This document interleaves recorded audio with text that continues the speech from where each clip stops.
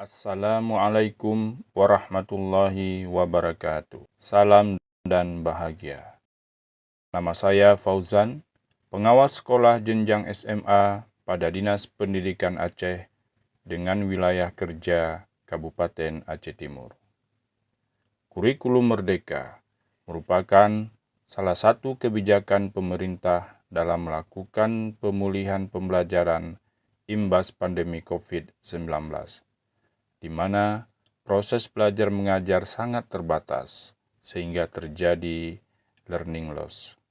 Kondisi ini menyebabkan penyerapan ilmu pengetahuan, pengembangan bakat minat peserta didik tidak terserap sebagaimana mestinya. Hasil belajar peserta didik menurun, kemampuan literasi dan numerasi, serta karakter peserta didik juga rendah. Implementasi kurikulum Merdeka pada satuan pendidikan saat ini masih merupakan pilihan mandiri yang disesuaikan dengan kesiapan dan karakteristik satuan pendidikan.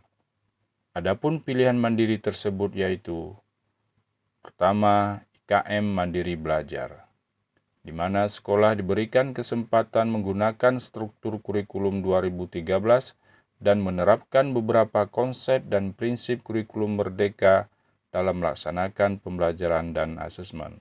Kedua, Mandiri Berubah, di mana sekolah sudah menggunakan struktur kurikulum Merdeka dalam mengembangkan kurikulum satuan pendidikannya dan menerapkan prinsip-prinsip kurikulum Merdeka dalam melaksanakan pembelajaran dan asesmen. Ketiga, IKM Mandiri Berbagi, yaitu memberikan peluang kepada sekolah untuk menggunakan kurikulum Merdeka dan menerapkan prinsip-prinsip kurikulum Merdeka dalam melaksanakan pembelajaran dan asesmen dengan komitmen untuk membagikan praktik-praktik baiknya kepada satuan pendidikan lain.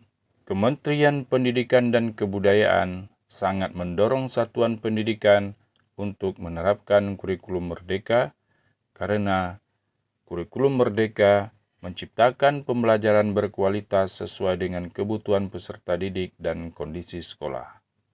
Guru dapat fokus pada materi esensial sehingga pembelajaran lebih mendalam serta waktu lebih banyak untuk pengembangan kompetensi dan karakter peserta didik.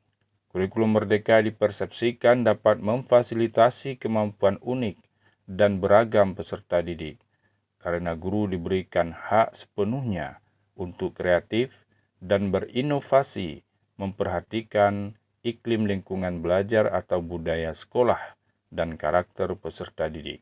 Kurikulum Merdeka memberikan fleksibilitas bagi guru untuk merancang rencana pelaksanaan pembelajaran atau modul ajar sendiri sesuai dengan karakteristik dan kebutuhan belajar peserta didik, serta memberikan hak sekolah untuk merancang kurikulum operasional satuan pendidikan yang memuat analisis karakteristik satuan pendidikan, visi misi dan tujuan, pengorganisasian pembelajaran, dan perencanaan pembelajaran. Kurikulum Merdeka mendorong ketercapaian pembentukan karakter dan kompetensi peserta didik yang unggul sesuai dengan nilai-nilai Pancasila melalui proyek penguatan profil pelajar Pancasila. Berdasarkan keputusan Kepala BSK nomor 022-H-KR-2023 tanggal 22 Mei 2023 tentang Satuan Pendidikan Pelaksana Implementasi Kurikulum Merdeka pada tahun ajaran 2023-2024, sekolah binaan saya termasuk dalam sekolah yang akan melaksanakan IKM Mandiri Berubah. Ini artinya, sekolah harus sudah menggunakan struktur kurikulum Merdeka dalam mengembangkan kurikulum satuan pendidikannya dan menerapkan prinsip-prinsip kurikulum Merdeka dalam melaksanakan pembelajaran dan asesmen.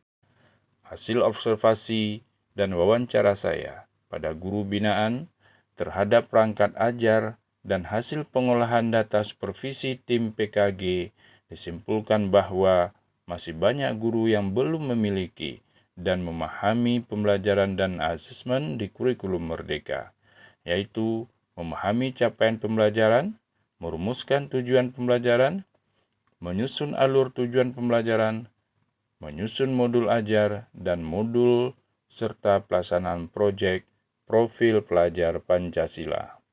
Sebagai bentuk tanggung jawab saya sebagai pengawas pembina, maka saya melakukan pendampingan dan pembinaan secara holistik dan berkolaborasi. Pada aksi nyata ini, saya memfokuskan pada penyusunan modul ajar, karena sangat mempengaruhi kualitas pembelajaran kurikulum merdeka untuk mewujudkan profil pelajar Pancasila.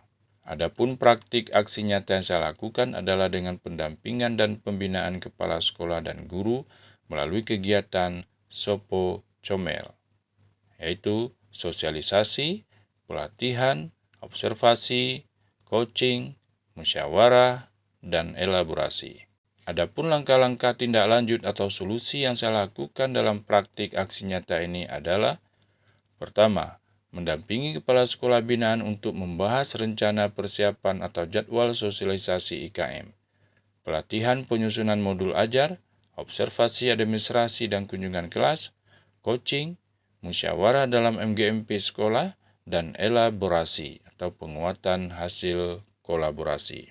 Kedua, melaksanakan sosialisasi IKM kepada kepala sekolah dan guru. Ketiga, memberikan pelatihan penyusunan modul ajar yang diawali dengan memberikan pemahaman tentang capaian pembelajaran, merumuskan tujuan pembelajaran, menyusun alur tujuan pembelajaran berdasarkan panduan pembelajaran dan asesmen. Keempat, melakukan observasi dan wawancara terkait perangkat pembelajaran yang saya fokuskan pada modul ajar yang dimiliki oleh guru dan melanjutkan observasi kelas.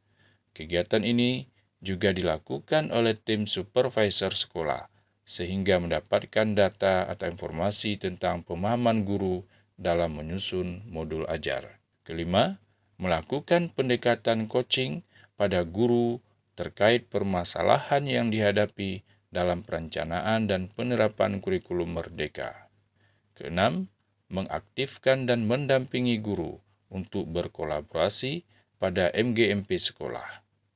Setiap kelompok mata pelajaran melakukan analisis capaian pembelajaran, tujuan pembelajaran, alur tujuan pembelajaran, dan modul ajar yang disesuaikan dengan karakteristik dan kebutuhan belajar peserta didik. Ketujuh, memberikan elaborasi atau penguatan pemahaman konsep terkait cara memahami capaian pembelajaran, merumuskan tujuan pembelajaran, menyusun alur tujuan pembelajaran, dan menyusun modul ajar versi lengkapnya.